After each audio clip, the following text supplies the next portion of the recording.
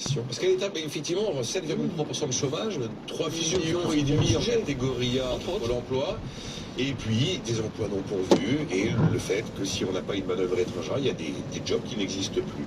Oui. Et on se dit, est-ce qu'on est plus français, pas comme les autres? Qu'on a un système de formation qui se réforme mais qui n'y arrive pas? Oui, non, pour rebondir sur ce que vient de dire Jean-Hervé, y compris la Légion physiocrate, les physiocrates disaient que la seule façon de concevoir l'économie qui n'était pas physiocratique, c'était la podocratie, c'est-à-dire le pouvoir du travail, le respect du travail, et que la grande erreur, c'était le chrysohédonisme, c'est-à-dire la fascination pour la monnaie, l'or, l'État qui intervient et tout ça. Et donc je crois qu'on en reste toujours là. C'est-à-dire qu'il faut... Alors concrètement... Justement, n'en restons pas là. Oui, mais concrètement, par rapport à ce qui vient de dire, j'ajouterais juste là aussi de nouveau deux choses. La première, c'est qu'au Danemark, on parle de mobication, c'est-à-dire de mobilité education. Et Jean Basser, quand il a été renommé à la tête de Pôle emploi, avait fait une communication, enfin, il avait été auditionné par le Sénat et il avait fait une présentation assez fouillée de sa mission et de ce qu'il envisageait, justement de cette notion de mobication, en disant que les Anglais font la différence entre le skill et l'education, entre ce qu'on pourrait traduire par le savoir-faire et le savoir-être. Et il disait, un des problèmes de la formation, c'est de ne pas raisonner exclusivement en skill, de ne pas additionner à tout un tas de titres, de diplômes, de références, à des capacités, à des maîtrises de technique et tout ça, mais aussi à prendre une forme de savoir-être dans une société où, en plus, le travail va être de plus en plus éclaté, il y a de plus en plus d'auto-entrepreneurs, il y a de plus en plus de métiers qui sont à mission. On dit ça, on va vers une société client-fournisseur. Client-fournisseur, la société client-fournisseur. Oui. Et alors, cette société client-fournisseur, c'est ma deuxième remarque. Le président de la République qui en parlait, on a un peu reparlé au moment de la rentrée scolaire. Quand il a reçu les recteurs, il a dit on ne réfléchit pas assez dans le rapport humain et tout ça, et on a mis beaucoup d'argent dans l'éducation. Il faut passer maintenant d'une phase quantitative à une phase qualitative. Il faut réfléchir au contenu de ce qu'on apprend. Oui, sauf que, alors, bon, mais oui, non, mais je suis d'accord, mais Jean-Hervé dit aussi la même chose, nous sommes tous d'accord sur le fait qu'il faut réfléchir sur le travail, la société client-fournisseur, la société de mobilisation, et donc, évidemment, vous dites on prêche dans le désert, mais prêchons. Prêchons. Il y a quand même un président de parti politique, peut-il se permettre de dire ça, Éric Ciotti, qui a vu Madame Borne sur les retraites. On attend de savoir quelle est la position des LR, pour savoir si la majorité peut compter sur le soutien au Parlement des LR pour faire passer cette réforme sans recourir à des articles de la Constitution qui mettent le feu.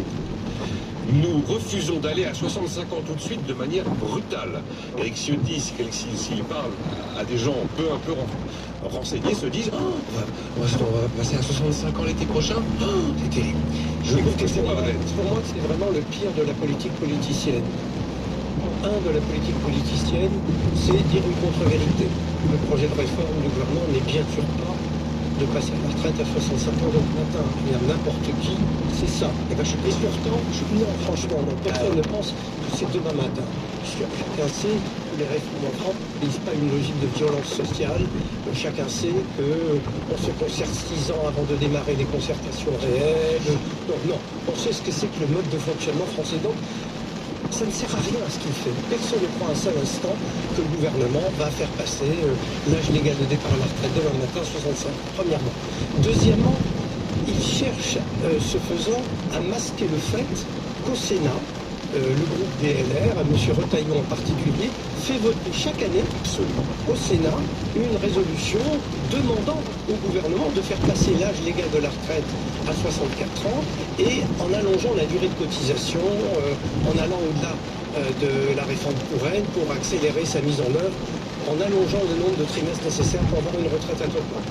Là aussi, il le sait, en politique, chacun le sait, et donc ce type de déclaration, ça vise simplement à masquer que les LR veulent aller en fait plus vite et plus loin que le gouvernement actuel. Dès maintenant. Et puis troisièmement, tout ceci est fait pour ne pas donner le sentiment, ne serait-ce qu'un instant, que les LR vont voter quelque chose avec le gouvernement. Pour montrer que c'est vraiment des opposants déterminés, qui ne sont pas prêts à composer et qui ne sont pas prêts à faire une alliance en bonne et due forme avec les macronistes. Mais personne ne leur demande de faire une alliance en bonne et due forme. On leur demande simplement de voter les textes pour lesquels ils croient et pour lesquels il y a une utilité économique et politique avérée. Donc voilà, je trouve que c'est le pire de la politique et je pense qu'elle ne lui servira pas à grand-chose et que le processus de décomposition auquel on assiste va continuer chez les LR et ni le débat public, ni le débat économique n'y auront gagné. Il est arrivé de discuter de la réforme de retraite. Des gens comme ça. Certains croient qu'on vote et que ça y est, le nouvel âge, il est tout de suite. C'est pas quelque chose qui est complètement inscrit. Bon, passons. Je voulais réagir à cette déclaration d'Éric Saulnier parce qu'on attendait de savoir quel bilan il faisait de sa rencontre avec Elisabeth Borne. Je reste avec vous, Elie Cohen. On entend beaucoup parler de réindustrialisation, de relocalisation. Puis dans les faits, on se dit que les choses sont peut-être moins évidentes. Parce que là, chez Stellantis, on se dit, notre C3 Citroën électrique, si on la fabrique en France, elle sera tellement chère que personne ne pourra se la payer. Et donc, ils pensent à aller la faire en Inde. Et Dacia fait déjà ça en Chine pour la Spring, qui du coup est la voiture électrique la moins chère, quand même à 20 800 € l'unité. Et donc, le grand mythe du monde d'affaires. Ce qui est fascinant, c'est qu'on a décidé allègrement donc le passage aux véhicules électriques et on a même décidé qu'à partir de 2035, on ne fabriquerait plus de véhicules thermiques. Donc on a programmé la mort du véhicule thermique. Il y a des prévisions qui ont été faites, des simulations qui ont été faites. Ça se traduira en France, je crois, par près de 150 000 emplois perdus. Au niveau européen, par 3 fois plus d'emplois. 200 000 en Allemagne. Enfin, bon. Donc, ce sont des chiffres absolument astronomiques. Et quand on regarde dans le détail, on voit que ce sont des régions entières en France où on a des gens qui fabriquent des composants, du diesel, qui vont devoir fermer purement et simplement leur activité. Donc, il y a une espèce de séisme industriel qui s'annonce. Petit 1. Petit 2, on sait, enfin j'ai appris, que le bloc motopropulseur électrique d'un véhicule électrique, c'est 40% de la valeur. 40% de la valeur. Or, c'est la Chine qui produit aujourd'hui, la Chine et la Corée doivent produire 80% des batteries dans le monde.